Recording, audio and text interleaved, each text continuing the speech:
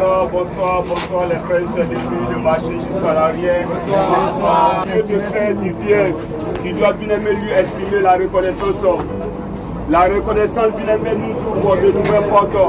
La reconnaissance bien aimé nous introduit dans de nouvelles opportunités. Alors béni soit le nom de Jésus-Christ pour ses grâces bien aimées envers nous. Ce soir, je ne serai pas bien aimé très long. Du côté bien aimé du lycée technique, je vais descendre. Alors je te prie de te disposer afin que la grâce de Dieu qui sortira de ma bouche ce soir puisse te faire du bien. Chers parents, chers frères et sœurs, la parole de Dieu est toujours d'actualité. La parole de Jésus-Christ de Nazareth continue toujours de faire du bien. En tant qu'être humain, nous devons disposer bien aimé nos cœurs pour la recevoir afin que nous puissions réellement vivre la volonté de Dieu. Nous vivons dans un monde où plusieurs volontés bien aimées se présentent.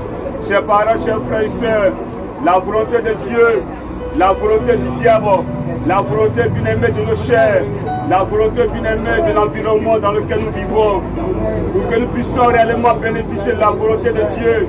Il nous convient tout simplement de nous rapprocher bien aimé de la parole de Dieu. Un homme appelé Abraham fournissait des efforts pour que bien aimé sa situation puisse avancer, pour que la situation de sa famille puisse s'améliorer.